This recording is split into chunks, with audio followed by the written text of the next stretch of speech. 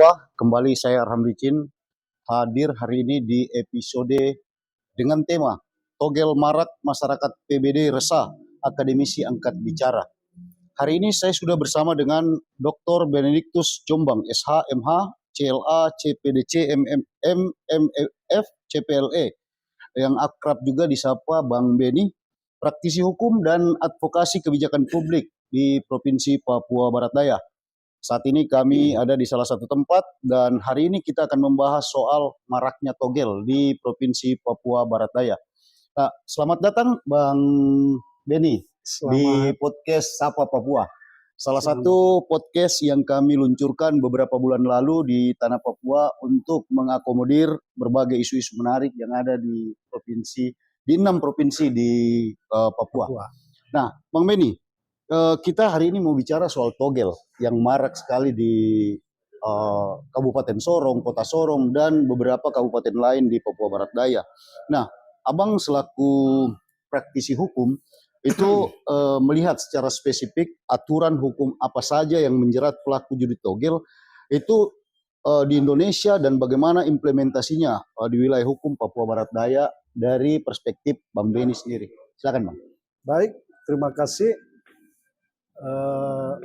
Masalah judi togel di Papua Barat Daya ini memang akhir ini sangat marak ya. Nah, tentunya judi togel ini sangat meresahkan masyarakat. Saya berpikir judi togel ini tidak hanya di Papua Barat Daya, di beberapa wilayah, tapi mungkin ada juga di tempat lain. Baik. Nah, tentunya ini sangat melanggar ya norma hukum dan aturan pasal-pasal dalam Kitab Undang-Undang Hukum Pidana nomor 1 tahun 2003 itu jelas bahwa pasal 426 itu ancaman hukumannya itu 9 tahun bagi siapa saja yang melakukan perjudian togel. Artinya toto gelap ya. Gelap. Itu kan permainan angka. Begitu, dan itu merupakan perjudian yang ilegal. Begitu. Nah, ancaman hukumannya itu 9 tahun ketika ada yang melakukan perbuatan judi togel dan denda di kategori 6. Nah, kategori 6 itu dendanya 2 miliar. 2 miliar. Ya. Nah, jadi harapan saya perjudian togel ini ya segera hentikanlah di beberapa wilayah di Provinsi Papua Barat Daya ini. Papua Barat Daya. Nah, Pak Dokter, itu tadi kan ada sanksi, ada aturan yang mengatur ini semua. Tapi apakah itu hanya untuk bandar, agen, atau juga pemain bisa kena dengan sanksi yang seperti itu? Atau ada aturan lain yang mengatur itu? Jadi memang di dalam Kitab Undang-Undang Hukum Pidana nomor 1 tahun 2003 yang berlaku kemarin tanggal 2 Februari, 2 Januari 2026 ini, jadi situ jelas mengaturnya ya. Yang melakukan, yang turut serta, bahkan yang merupakan sebagai mata pencaharian, ya itu kena, gitu ya. Itu ancaman hukuman 9 tahun, gitu. Tentunya yang besar itu adalah sebagai bandar, ya ancaman hukumannya. Nah, yang turut serta itu mereka yang menjual togel tadi, ya dari masyarakat ke masyarakat, karena perjudian togel ini saat ini sudah meresahkan masyarakat, meresahkan masyarakat dan menjadi konflik sosial di masyarakat, penyakit masyarakat lah begitu. Jadi memang ini harus diberantas. Nah, dan ini butuh waktu untuk kita segera laksanakan ini. Dan butuh peran semua pihak.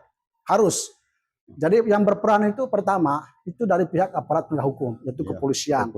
Yang kedua ya pemerintah, mulai dari gubernur, wali kota dan bupati, termasuk perangkat di bawahnya sampai distrik dan kepala kampung. Nah, itu harus berperan semua. Untuk menentas penyakit ini, masyarakat ini. Baik. Gitu. Nah, Pak Dokter, ada persepsi di tengah masyarakat nih bahwa judi togel itu sulit diberantas karena ada dugaan backup atau perlindungan dari oknum tertentu. Nah, bagaimana sudut pandang hukum Pak Dokter melihat ini?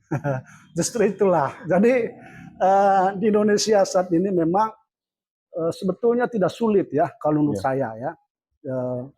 Kenapa tidak sulit menurut saya? Pertama, kalau judi togel itu diberantas betul-betul dari hati ya, dari hati, oleh pihak aparat penegak hukum, khususnya kepolisian, saya berpikir bahwa itu akan selesai.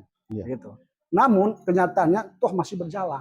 Artinya, ada apa ini? Artinya penegakan hukum ini lemah atau sengaja memang tidak diberantas betul-betul nih secara serius? Jadi kan menurut saya pemberantasannya sudah bagus, tapi tidak maksimal. Tidak maksimal. Tidak maksimal. Karena tadi ya mungkin seperti apa yang disampaikan itu bahwa ada backingan, bisa jadi mungkin diduga ada aparat backing atau petinggi-petinggi atau orang yang punya kepentingan lebih besar sehingga mendapat keuntungan dari perjudian togel itu.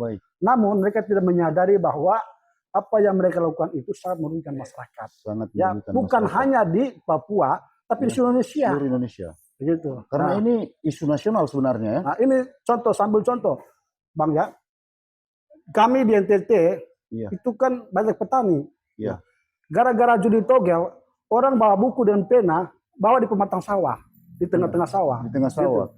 Jadi dia tidak bekerja sawah, tapi dia mimpi. Rumus. Dia cakar sampai mimpi yang harusnya diprediksi buruk, dorong masuk ke angka togel.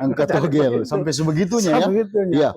Nah, ini ada yang menarik dari investigasi kecil-kecilan yang kami lakukan di tengah masyarakat. Ternyata judi togel ini memicu tindak kriminalitas lain. Nah, seperti pencurian, KDRT, penipuan dan segala macamnya. Nah, Anda melihat dari perspektif hukum seperti ini, apakah ini memang betul-betul terjadi? Ada tindak kriminalitas lain akibat atau dampak dari judi togel ini?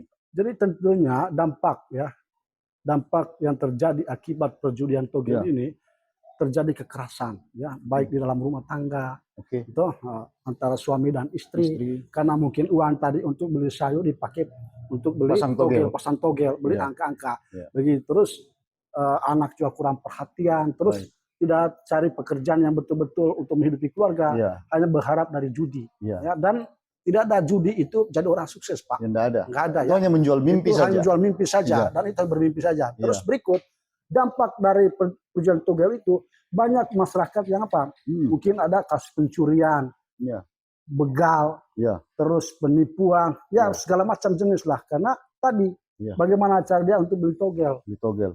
Uang dari mana? Ya terpaksa mungkin yang mencuri atau apa begitu. Dan itu yang terjadi. Yang saya lihat akhir-akhir ini bahwa perjudian togel ini memang sudah harus diberantas dari akar-akarnya, sampai akar-akarnya, begitu. Nah, berarti ada dampak ekonomi jangka panjang bagi mereka yang kecanduan dengan togel ini, Pak Dokter ya? Oh, sudah pasti. Perekonomian mereka akan berdampak. Karena tadi mereka melakukan perjudian ilegal. Ini kan ilegal, Pak. Iya. Ya, gitu. Dan ini bikin kecanduan. Oh, sudah pasti. Dan ya ini contoh di tengah masyarakat ini banyak kecanduan togel. Begitu. Kadang-kadang mereka mimpi apa ini ya? Kira-kira angka berapa, 4321 berapa gitu. Karena tadi mereka menghayal, ini kan apa? Membuat menghayal mimpi. Jadi saya pasang 4 angka saya dapat sekian puluh juta. Gitu. Kalau berkali-kali saja suka habis berapa juga uang. Belum tentu kalau dapat. Gitu kan. Mana ada bandar kalah. Namanya judi togel tidak ada, pasti menang terus. Baik.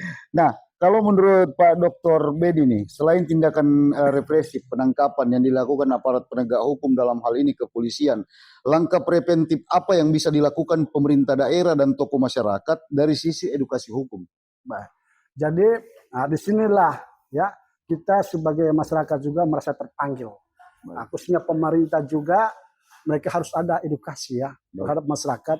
Tapi harus ada beli penyuluhan dan sosialisasi bahwa dampak buruk dari perjudian togel ini memang sangat tidak bagus. Luar biasa besar. Jadi inilah peran serta dari pertama pemerintah, gubernur, wali kota, bupati, tokoh pemuda, tokoh agama, tokoh masyarakat, tokoh adat, begitu ya, para praktisi hukum, terus akademisi, jadi pihak kampus, jadi semua kita ambil peran sehingga perjudian togel ini segera dihentikan di Provinsi Papua Barat Daya ini. Begitu. Itu harapan saya. Harapan Pak. Ya, jadi terus ada lagi nih, apakah diperlukan regulasi khusus seperti peraturan daerah atau Perda yang lebih spesifik untuk memperkuat pemberantasan judi togel di Papua Barat Daya? Saya pikir itu ide bagus ya, Perda itu. Apalagi dimuat dalam peraturan daerah khusus Papua kan? Kan norma umum kan ada. Ya. KUHP, gitu kan, KUHP. baru turun ke Perdasus. Dan itu tugasnya DPR. Ya, DPR juga harus ambil bagian. Ya, DPR apa ini, baik provinsi maupun kota kabupaten, untuk mereka bikin perda sehingga perda itu berlaku bagi masyarakat yang mendiami di bumi Papua Barat Daya ini.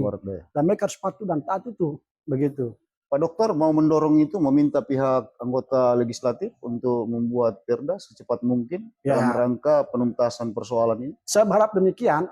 Ya, gitu. Kalaupun mereka minta untuk saya buatkan perda, saya siap. Kajian akademisinya saya siap. Sisi hukum. Literatur apa semua untuk membackup DPRK Papua Barat Daya dengan kota kabupaten, saya siap untuk dia punya materinya. Baik. Gitu. Baik, Pak Dokter, mungkin kita sudah sampai di ujung nih. Nah, apa pesan hukum Pak Dokter nih bagi masyarakat yang masih menganggap judi togel ini sebagai cara instan mencari uang dan cepat kaya nih katanya? Jadi pesan saya kepada seluruh masyarakat ya di Provinsi Papua Barat Daya dan Papua keseluruhan, bahkan Indonesia, ya, agar henti bermain togel. Ya, pertama, judi togel melanggar norma hukum dengan undang-undang.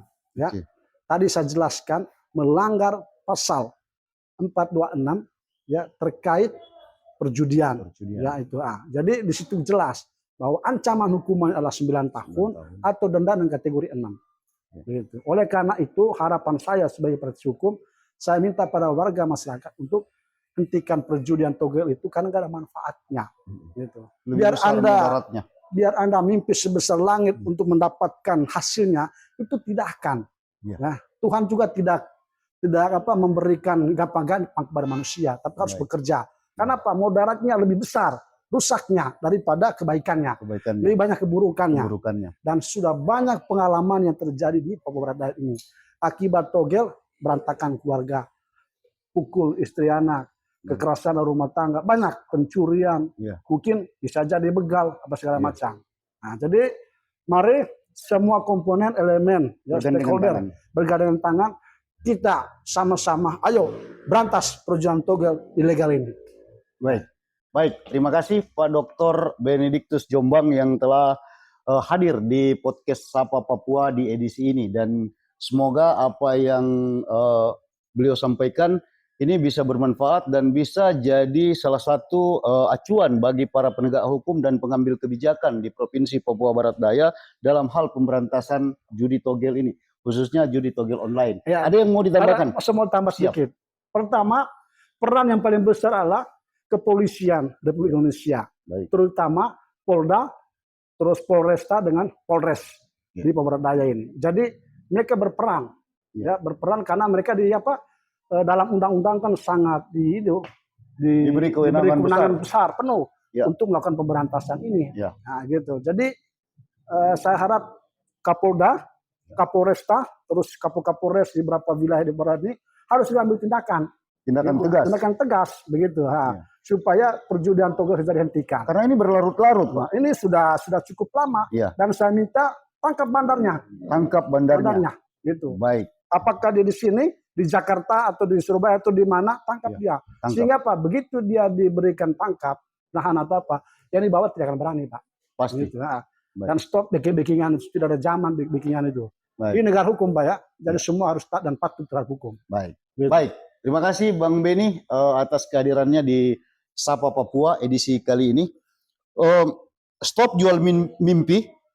Jadi marilah kita terus bekerja dan berikhtiar dengan cara-cara yang lebih elegan. Saya Arham Licin, sampai jumpa di Sapa Papua edisi berikutnya. Salam. Selamat malam. Selamat malam.